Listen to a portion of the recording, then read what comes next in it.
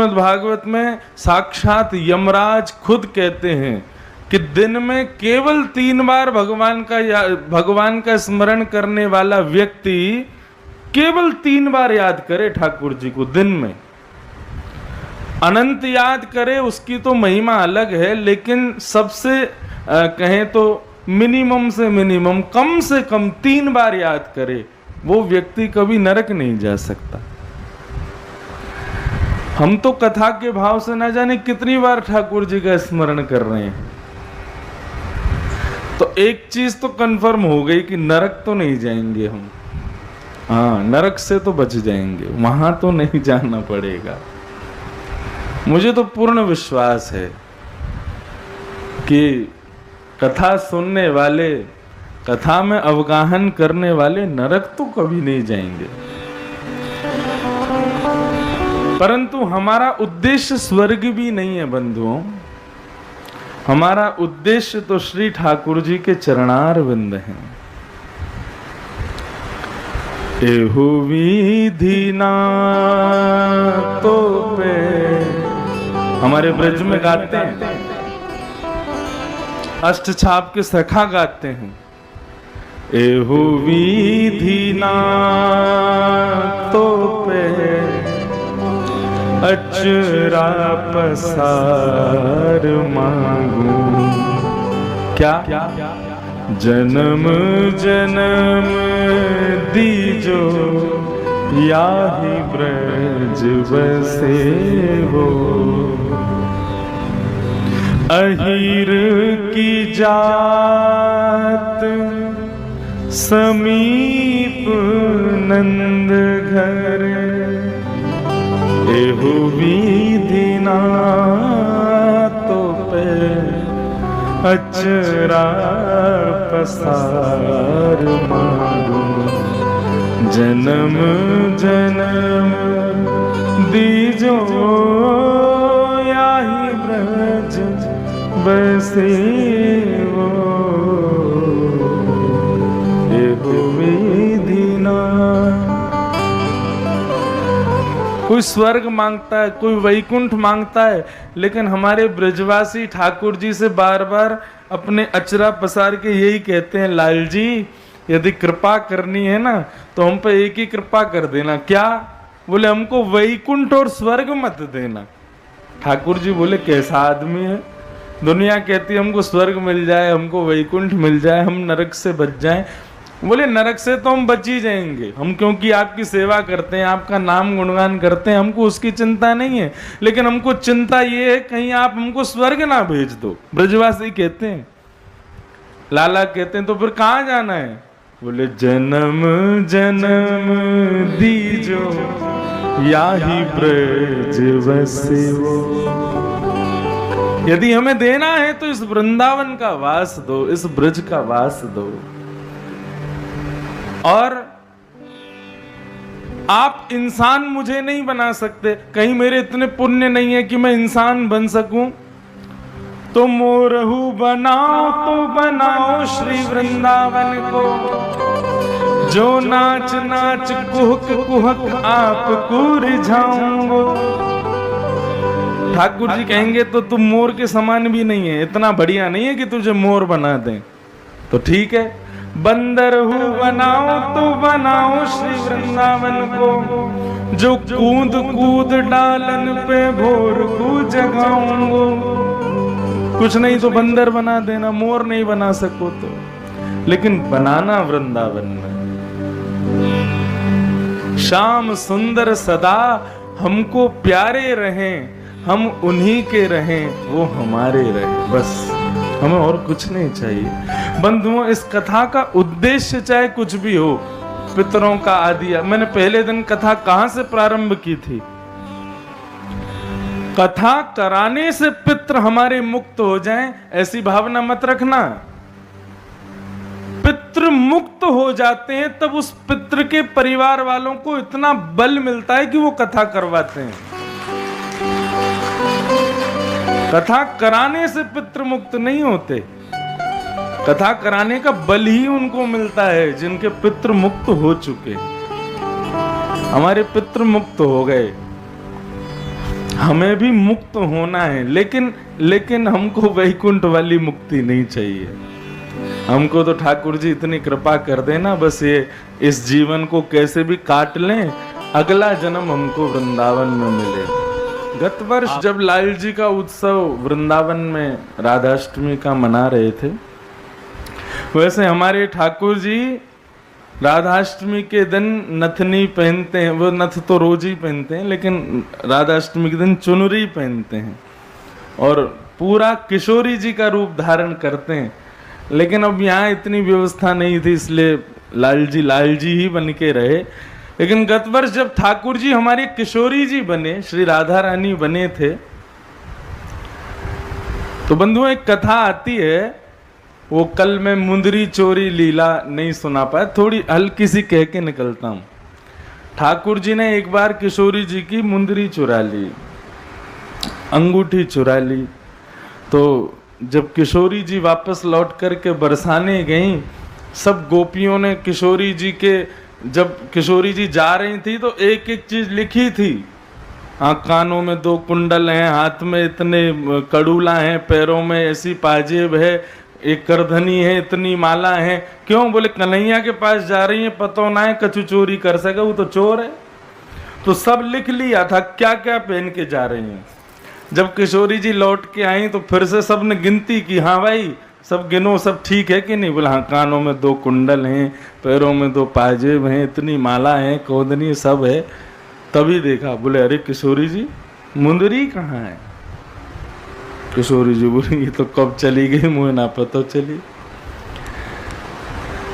भाव ऐसा था कि किशोरी जी को नृत्य सीखना था। ठाकुर जी बोले हम सिखाएंगे नृत्य, आओ। तो किशोरी जी नृत्य सीखने गई ठाकुर जी के पास, और ठाकुर जी ने नृत्य सिखा दिया। सीख करके किशोरी जी बोली अच्छा ठीक है लाला, अब मैं फिर आऊंगी, अब मैं जाऊं। ठाकुर जी मनी मन विचार करने लगे, पूरा नृत्य सीख लियो, दक्षिणा तो दई ना, अब फ्री में सीख के जा रही हो। लेकिन कहा नहीं कुछ भी। उन्होंने कही हम भी ठाकुर जी नहीं, यदि दक्षिणा हमने ले नहीं ली तो। किशोरी जी देखना वो क्या है ऊपर। बोले कहाँ? अरे वो सामने। बोले कहाँ? दिखाओ, मैं दिखाऊं। हाथ करके बोले देखो वहां पे। बोले अच्छा अच्छा अच्छा, इतने में? हाँ वही है। इतने में तो मुंदरी निकाल ली ठाकुर जी ने और अपनी अंटी में दबा ली, बस मिल गई दक्षिणा। इतना नृत्य सीख के जा रही हो, दे के नहीं जाओगी कुछ? ठाकुर जी ने खुद डर ली। वहां जब सखियों को पता चला कि किशोरी जी की मुंदरी चोरी भई है, सब ने कही हम पहले ही मना कर रही थी वह छलिया के पास मत जाओ, लेकिन आपने नहीं मानी, गई और हो गई चोरी। सब गोपी आई, आकर के ठाकुर जी पकड़ लिए, बोले कि लाला कथा बड़ी है।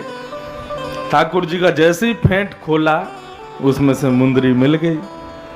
सबके सामने ठाकुर जी बेचारे नीचे नजर करके खड़े हैं, बोले कि अब क्या करें, पकड़े गए तो पकड़े गए।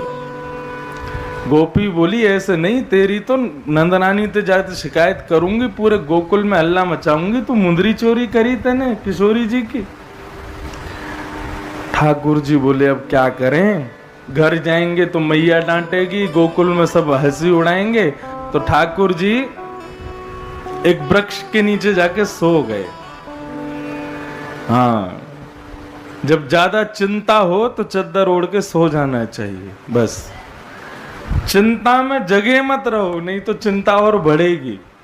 जैसे ही चिंता हो किसी चीज की, ऐसा लग रहा हो कि अब क्या करें, उस समय एसी चलाओ, रजाई ओढ़ो, सो जाओ। हमारे लाल जी ऐसे ही करते हैं। ठाकुर जी बोले अब चिंता करने से क्या, पकड़े गए तो पकड़े गए, अब सो जाओ, तान दुपट्टा, सो गए। इतने में ही किशोरी जी सब सखियां जब वहां से निकली तब देखा अरे नंद नंदन सो रहे हैं। समस्त गोपियां और सब किशोरी जी सब ने ठाकुर जी सोते भय के सारे आभूषण चुरा लिए और सारे आभूषण चुरा करके ले गए। बोले अब लाला आवे वो मांगवे या को परेशान करेंगे। तो ठाकुर जी अपने आभूषणों को लेने के लिए एक विरही गोपी का रूप धारण करके गए। विरही गोपी मतलब कृष्ण प्रेम में उन्मुक्त गोपी ठाकुर जी बन गए। चुनरी ओढ़ के बढ़िया नथनी अथनी पहन के और आंखों में आंसू बहाने लगे, हे कृष्ण तुम कहाँ हो, हे माधव तुम कहाँ हो। ठाकुर जी गोपी बन गए और छलने के लिए किशोरी जी को पहुंचे। तो जैसे ही श्याम सुंदर किशोरी जी का रूप धारण करके एक गोपनी बिरही गोपी का रूप धारण करके आए, पूरे विश्व को मोहित करते हैं ठाकुर जी को मोहित करती हैं किशोरी जी। लेकिन जब आज लाला गोपी बन करके आए तो किशोरी जी भी मोहित हो गई, इतने प्यारे लग रहे थे। और गोपी बन करके गए और विरह करते करते करते किशोरी जी से सारा श्रृंगार लिया। बहुत सुंदर लीला है, कथा है। गत वर्ष लाला को देखते हुए एक पद लिखा था मैंने, हमने की लाला आज बधाई चाहिए तो सो। कैसी बधाई चाहिए?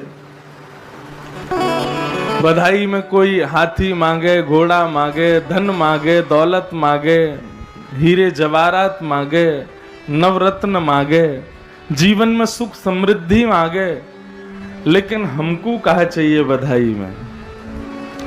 तब ठाकुर जी से पिछले वर्ष राधाष्टमी पर यह भाव कहा था। एक पंक्ति गाऊंगा बस। बधाई में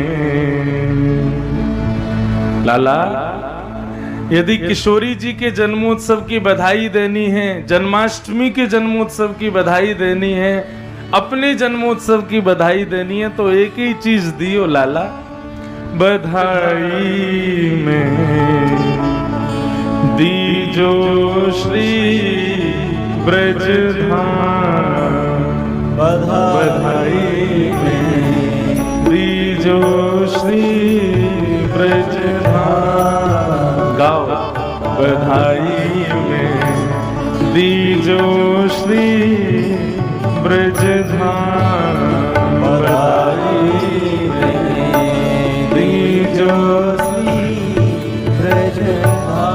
आपकी कथा राधाष्टमी पर विश्राम हो रही है और ब्रज प्रदाता लाल जी नहीं है, ब्रज प्रदाता किशोरी जी हैं।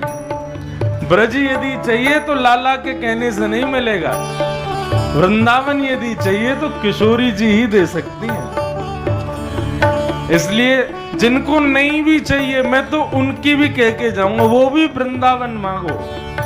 बधाई में दीजो श्री ब्रजधाम। बधाई में दीजो श्री ब्रजधाम। ओ वन उपवन और मोर बनर में, बन उपवन और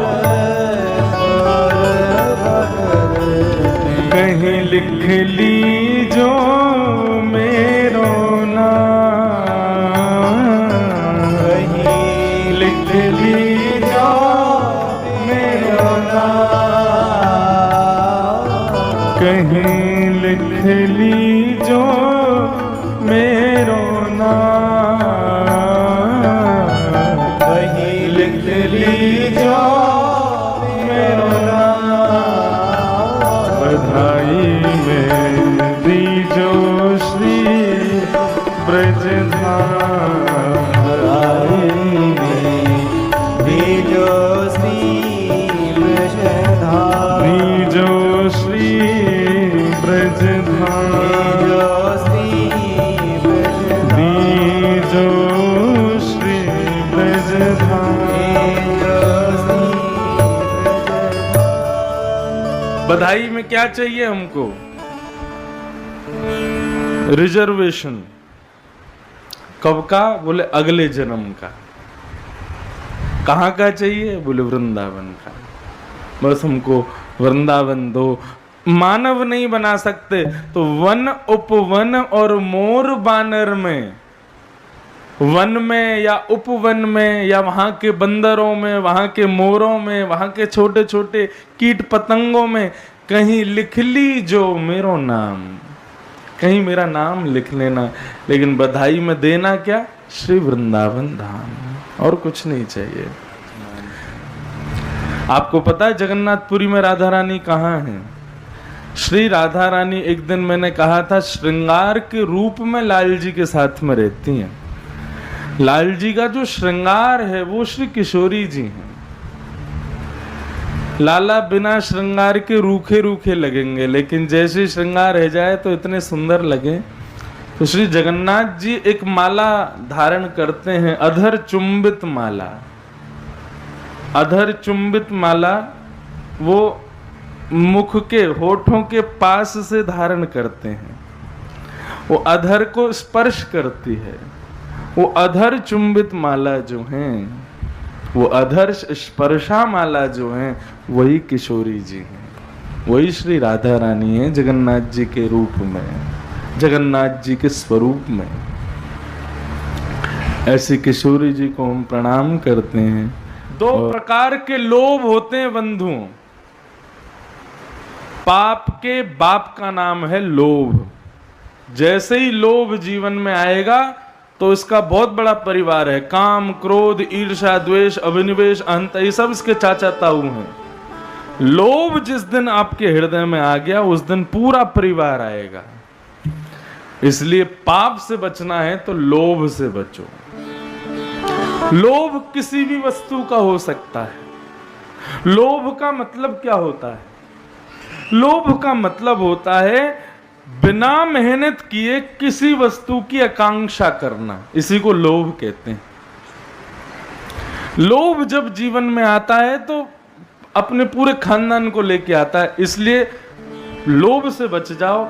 आपको काम नहीं सताएगा, आपको क्रोध नहीं सताएगा, आपको मोह, ईर्ष्या, द्वेष, अभिनिवेश, ये जितने भी हैं, यदि इनमें से कुछ भी आपके भीतर है, आपको लगता है मेरा क्रोध बहुत बढ़ रहा है, आपको लगता है मेरा मोह बहुत बढ़ रहा है, आपको लगता है कि मेरे काम बहुत बढ़ रहे हैं, तो समझ लेना कहीं ना कहीं लोभ है मेरा।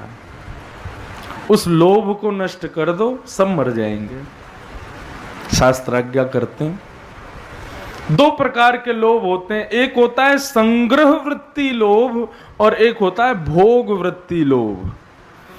कई लोग धन कमा करके क्या सोचते हैं, इसको खूब इकट्ठा करो, जितना हो सके भर लो, बैंक भर लो, जमीन में गाड़ लो, कमरों में चिन्ह दो, और खर्च करने की बारी आती है तो उसमें से ऐसे निकालते हैं जैसे कि अपना रोया तोड़ रहे हो। दर्द हो जाता है महाराज लोगों को। लोभ, संग्रह, इसको कहते हैं संग्रह वृत्ति लोभ। है तो इतना, लेकिन खर्च करने में दिखाएंगे ऐसे कि हम तो बड़े दीनहीन हैं, हम पे तो कुछ भी नहीं है, हमारे पास तो कुछ है ही नहीं महाराज, सब भगवान कृपा है, हम तो सुबह शाम रोटी खा लेते हैं, बस इससे ही काम चल रहा है। ऐसे ऐसे करके जो बोलते हैं, इसको कहते हैं संग्रह वृत्ति लोभ। और दूसरा होता है भोग वृत्ति लोभ। भोग वृत्ति लोभ कैसा होता है? जो आजकल की जनरेशन में बहुत है। कमाएंगे और तुरंत खर्च कर देंगे अपने ऊपर सारा, उसको संग्रह नहीं करते। विदेशों में क्या होता है, आप अमेरिका जाओ, दुर्भाग्य से कभी कनाडा, अमेरिका, लंदन जाने का अवसर हो तो वहां पर क्या होता है,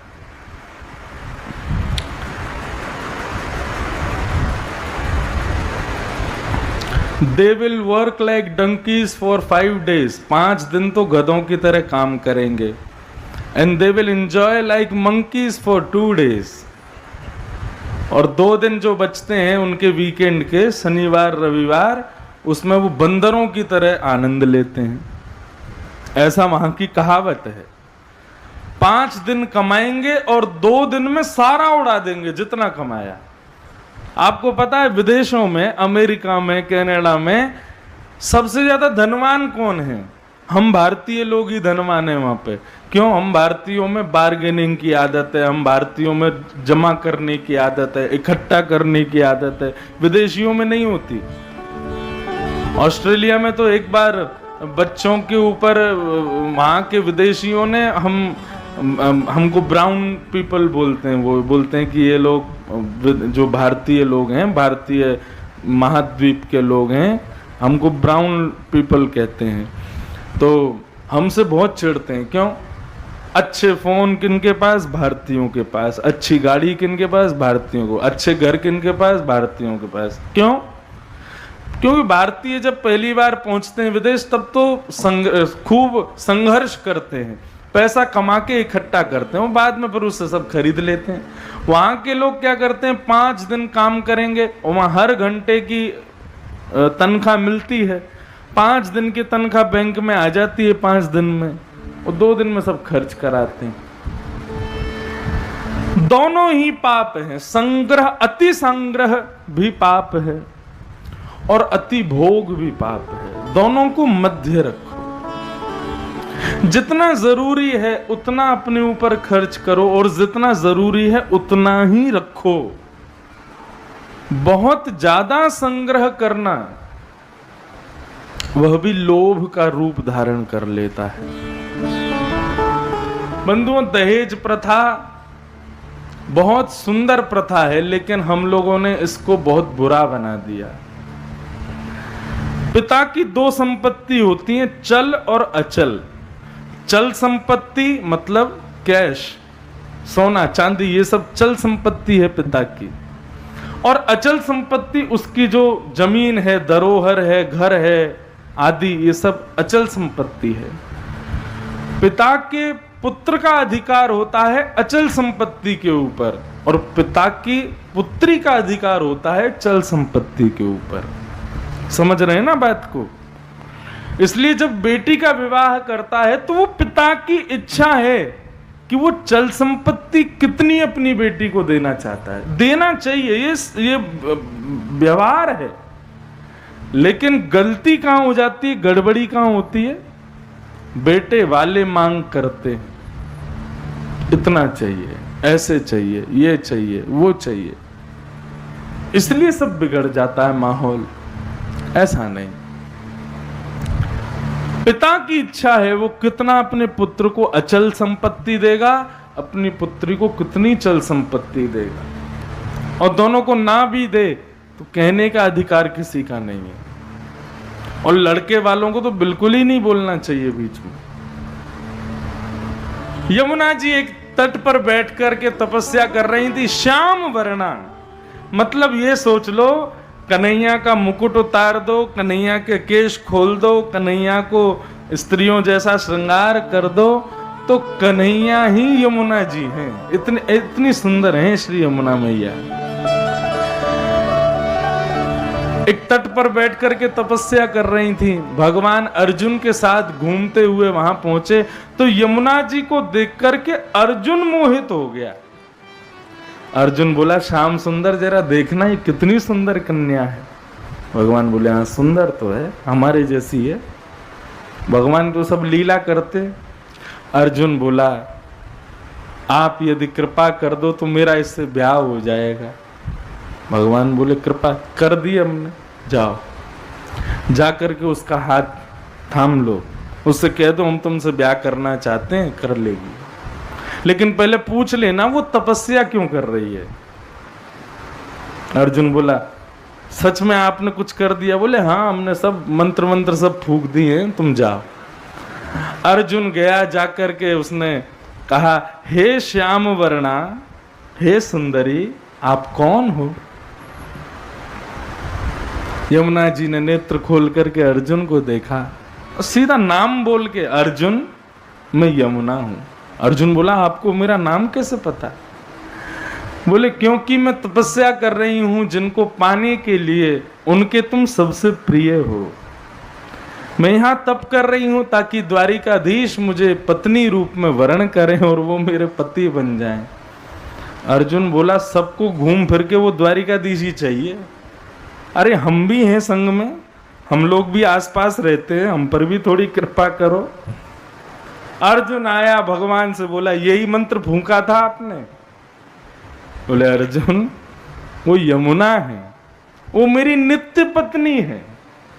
भगवान के जितने भी ब्याह हो रहे हैं अभी समझाऊंगा मैं, ये कोई भी साधारण नहीं है, ये सब ठाकुर जी की नित्य पत्नी है, नित्य संग रहती हैं ठाकुर जी के। भगवान बोले वो नित्य पत्नी है मेरी, उससे कैसे ब्याह करोगे तुम। लेकिन मैं तो विनोद कर रहा था, थोड़ी देर तुम्हारे संग खेलना था। और उसी तट पर अर्जुन की सन्निधि में, अर्जुन के नेतृत्व में ठाकुर जी का श्री यमुना जी के साथ में ब्याह हुआ। श्याम सुंदर श्री यमुने महारानी की ऐ श्री यमुना मैया।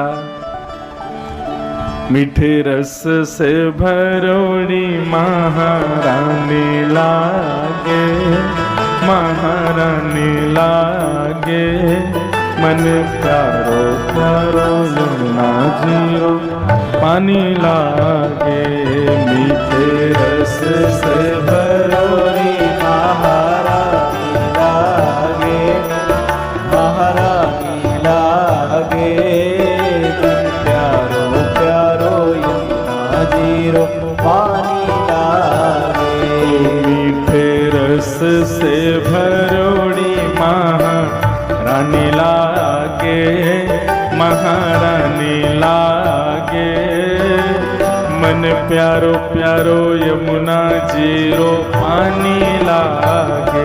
ओ मीठे रस से भरोड़ी महारानी लागे रे, महारानी लागे, प्यारो प्यारो यमुना जीरो। श्याम सुंदर श्री यमुने महारानी की भाव से।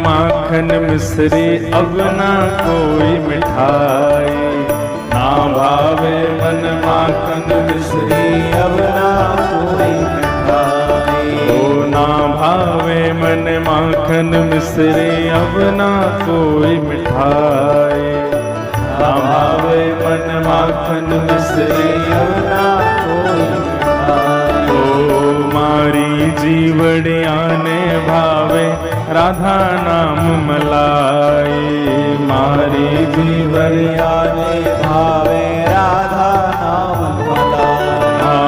मारी जीवड़िया ने भावे राधा नाम मलाई, मारी जीवड़िया ने भावे राधा नाम मलाई। ओ वृषभानु की ललितो गुणधानी लागे, गुणधानी लागे, मन प्यारो प्यारो यमुना जीरो पानी लागे। ओ मीठे से भरोड़ी महारानी लागे, महारानी लागे, प्यारो प्यारो यमुना जीरो पानी लागे।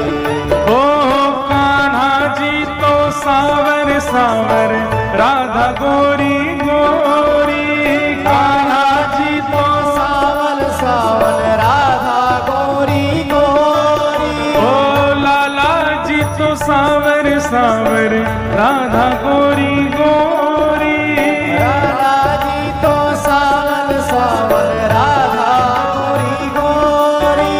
ओ वृंदावन में धूम मचावे बरसाने की छोरी, वृंदावन में धूम मचावे बरसाने की छोरी। हाँ वृंदावन में धूम मचावे बरसाने की छोरी, वृंदावन में धूम मचावे बरसाने की छोरी। ओ ब्रज धाम राधा जू की रजधानी लागे, रजधानी लागे, मन प्यारो प्यारो यमुना जी रो पानी लागे। ओ मीठे रस से भरोनी, करताल बजा के गाओ भाव से। मन प्यारो प्यारो यमुना जी रो पानी लागे। ओ मीठे रस से भरोनी महारानी लागे, महारानी लागे। मन प्यारो प्यारो यमुना जी रो पानी लागे। रस से भरोनी महारानी लागे, महारानी लागे। मन प्यारो प्यारो यमुना जी रो श्री राधा रानी के।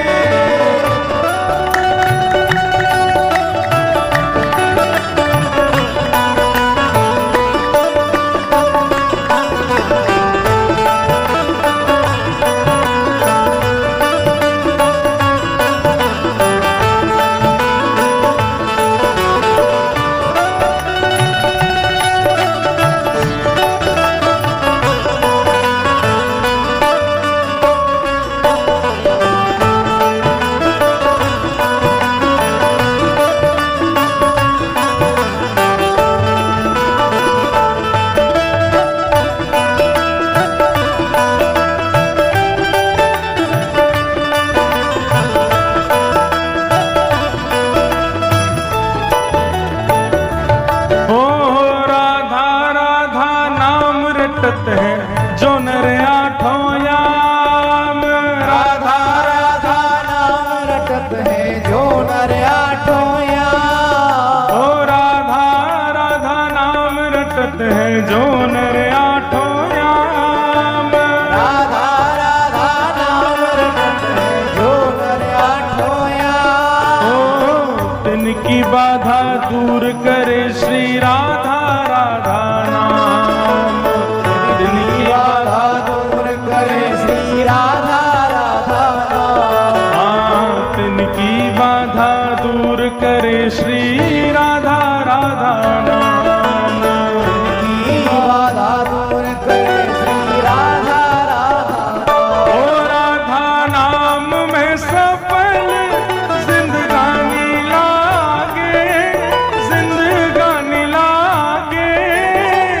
मन प्यारो प्यारो यमुना जी रो पानी लागे। ओ राधा नाम में सफल जिंदगानी लागे, जिंदगानी लागे। मन प्यारो प्यारो यमुना जी रो पानी लागे। ओ मीठे रस से भरोनी महारानी लागे, महारानी लागे। मन प्यारो प्यारो यमुना जी रो पानी लागे। रस से भरोनी महारानी लागे, महारानी लागे। मन प्यारो प्यारो यमुना जी रो पानी लागे। ओ जय राधे राधे, राधे राधे, जय राधे राधे राधे। राधे राधे राधे, श्री राधे राधे, राधे राधे, जय राधे राधे, राधे राधे, जय जय राधे राधे राधे, राधे राधे, जय जय राधे राधे राधे, राधे राधे राधे, जय राधे राधे, जय जय राधे राधे, जय राधे राधे, जय राधे राधे, जय जय राधे राधे राधे, जय जय राधे राधे राधे। भुजा उठा के भाव से हो जय राधे राधे राधे, जय राधे राधे, जय राधे राधे, जय जय राधे राधे राधे,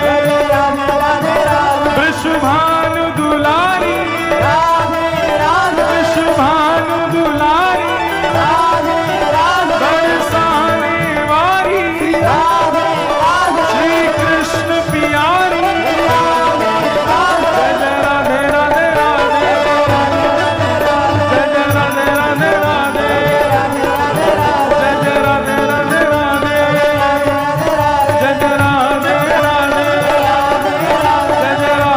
राधे, जय जय राधे राधे, जय जय राधे राधे, जय जय राधे राधे। बोल वृषभानु दुलारी की बधाई हो, बधाई हो, बधाई हो।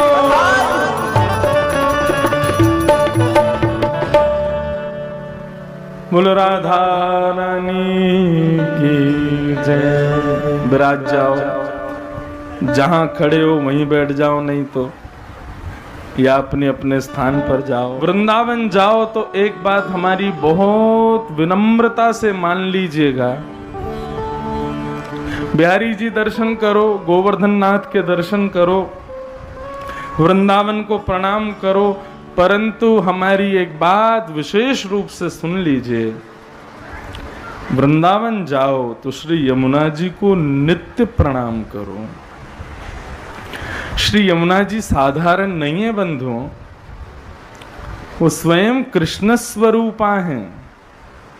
गंगा जी भगवान के चरणों से निकली हैं, लेकिन यमुना जी एक प्रकार से कह दूं तो श्री कृष्ण का ही प्रेम विगलित स्वरूप हैं। सूरदास जी महाराज से पूछा कि बहने वाली नदियों में सर्वश्रेष्ठ नदी कौन सी है, तो सूरदास जी ने गंगा जी का नाम लिया। तभी किसी ने कहा कि आप ब्रज के उपासक हो और आप गंगा जी का नाम ले रहे हो कि गंगा जी श्रेष्ठ हैं। तब सूरदास जी कहते हैं कि आपने नदियों के बारे में पूछा, तो नदियों में तो गंगा श्रेष्ठ है, यमुना नदी नहीं है, यमुना तो हमारी कृष्ण स्वरूपा है, यमुना नदी नहीं है। बोले यमुना तो अमृत है। ऐसे सूरदास जी के भाव। ऐसी श्री यमुना जी को नित्य, और यमुना जी को चलो एक तो प्रेम भाव से प्रणाम, लेकिन जिनको बहुत डर रहता है कि हम नरक नहीं चले जाएं, एक बार जीवन में यमुना जी को प्रणाम करने का ये फल है कि नरक नहीं जाना पड़ेगा। क्यों? यमराज की बहन है यमुना जी, और एक बार यदि कोई उनको भाव से प्रणाम कर लेता है तो यमुना जी अपने भैया को पहले ही कह देती हैं, इसने मुझे प्रणाम कर लिया है, ये मेरा हो गया है, इसकी रक्षा की जिम्मेवारी मेरी है, अब भूल करके भी इसको नरक मत ले जाना। तो भैया कहता, बहन तेरी आज्ञा सिरोधार्य है, यदि तुम्हारा है, तुम्हारा आश्रित है तो मेरे पास कभी नहीं आएगा। इसलिए यमुना जी को नित्य प्रणाम करो। आज भी बंधुओं वृंदावन में भोर में ब्रह्म मुहूर्त में सुबह 3:45 बजे श्री श्यामा श्याम यमुना के तट पर आज भी विचरण करते हैं और भक्त वैष्णवों को ठाकुर जी के चरण चिन्हों के दर्शन होते हैं। श्री यमुना जी साधारण नहीं है। अभी बहुत कष्ट होता है यमुना जी का रूप देख करके। हम वृंदावन वासी हैं, मुझे ही ना जाने कितने साल हो गए होंगे यमुना जी का आचमन किए। क्यों? आचमन योग्य नहीं है यमुना जी का जल। कभी कभी मन होता है कि यमुना पुलिन पर ठाकुर जी रास विहार और अपनी सब लीला करते हैं, लेकिन आज लाला भी यदि आते होंगे यमुना तट पर तो अपनी काली कमली से अपनी नासिका को बंद करके चले जाते होंगे और यमुना जी के रुदन को देख करके बहुत कष्ट में आते होंगे। कभी कभी मुझे लगता है कि वृंदावन के ठाकुर प्रसन्न नहीं है। किस बात से प्रसन्न नहीं है? कि यमुना जी दुखी हैं। उन यमुना के शुद्धिकरण में जो हो सके हम वैष्णवों को करना चाहिए। यमुना जी पवित्र हों, शुद्ध हों, ताकि वृंदावन बिहारी लाल सुख से वहां विराजें, वहां रमण करें, वहां आनंद करें। और इसका कारण सबसे बड़ा है भारत की राजधानी जो दिल्ली है, दिल्ली के लोगों का सारा, ये समझ लो, चरणामृत और ना जाने कहां कहां का अमृत आता है वृंदावन में। वृंदावन में यमुना जी थोड़े ही आ रही हैं, दिल्ली वालों का चरणामृत आ रहा है। वृंदावन जाते हैं लोग, बिहारी जी दर्शन, राधा वल्लभ जी दर्शन, केवल यहीं तक अपने वृंदावन यात्रा को सीमित रखते हैं। लेकिन मैं ऐसा मानता हूं कि वृंदावन में दो चीजों की बहुत आवश्यकता है। पहला तो वृंदावन फिर से वन बने। वृंदावन अब वन नहीं रह गया, हाईटेक प्रॉपर्टीज बन रही हैं, इतने बड़े बड़े लोग बिल्डिंगें बना रहे हैं। बेचारे लाला रात में कभी कभी निकलते होंगे रास विहार करने के लिए, तो कहते होंगे कहाँ गए वृक्ष, कहाँ गए मेरा निकुंज वन, कहाँ करूं मैं रास, सब तो तुमने ध्वस्त कर दिया। वृंदावन में अब वन नहीं बचा, और दूसरा वृंदावन में अब यमुना जी नहीं है। एक व्यापार का केंद्र बना लिया है लोगों ने वृंदावन को। बड़े बड़े लोग भक्ति भाव करने के लिए वृंदावन जाते हैं और अपने व्यापार को वहीं शिफ्ट कर लेते हैं, और फिर वहां पे कोई बिल्डिंग बना रहा है, कोई आर्किटेक्ट बन गया है, कोई फ्लैट बेच रहा है, कोई कुछ कर रहा है। ये सब चल रहा है वृंदावन में। ये सब देख के मन कष्ट होता है, लेकिन छोटे बालक होने के नाते, अभी छोटे ही समझो, ज्यादा किसी से कुछ कह नहीं पाते, कुछ कह दो तो विवाद खड़े हो जाते हैं। लेकिन हमारे लाल जी को सुख वृंदावन में वन और यमुना ही देती हैं, और दोनों ही नहीं है अब वहां पर। आप देखो तो वृंदावन के 3 श्रृंगार हैं, यमुना, वृंदावन के सघन कुंज और श्री गोवर्धन। गोवर्धन जी तिल भर रोज पृथ्वी में जा रहे हैं, यमुना जी दूषित हो गई, वन को हम लोग काट रहे हैं। वो समय दूर नहीं कि वृंदावन बचेगा ही नहीं, होल्डिंग वन हो गया है, बिल्डिंग वन हो गया है वृंदावन। वृंदा तो बची नहीं। तो आप सब लोग आते हैं वृंदावन, सब लोगों को थोड़ा कुछ प्रयास करो, कहीं पर आपकी अर्जी हो, कहीं पर आपकी पहचान हो, वहां जा करके अपने यहाँ से पत्र भेजो, सरकार में कुछ कहो, किसी जो जानकार हो उनसे जाके मिलो कि भाई वृंदावन के लिए ये करना बहुत जरूरी है। आप सत्य बता रहे हैं, बिहारी जी दर्शन मत करना, राधा वल्लभ जी मत करना, लेकिन वृंदावन में जाके एक पौधा लगा देना, ठाकुर जी उससे ज्यादा प्रसन्न हो जाएंगे कि चलो इसने वन बनाने का प्रयास किया। मैं तो लोगों से कहता हूं, मंदिरों में इतने रुपया चढ़ाने से, चांदी चढ़ाने से, सोने चढ़ाने से, ठाकुर जी सोने चांदी में रहे थे क्या? ठाकुर जी वन में रहे थे, वो वन है ही नहीं वहां पे। वृंदावन जाके व्यक्ति पौधे लगावे, जितनी बार जावे बोले मैं वृक्ष लगा के आऊंगा, क्या पता किसी दिन उसी वृक्ष के नीचे ठाकुर जी रास विहार करते पहुंच जाएं। और जिस दिन तुम्हारे वृक्ष का स्पर्श हो गया, तुम चाहे राउरकेला में हो, कलकत्ता में हो, रायपुर में हो, यहां बैठे बैठे तुमको अनुभव हो जाएगा कि हाँ लाल जी हृदय में पधारे हैं।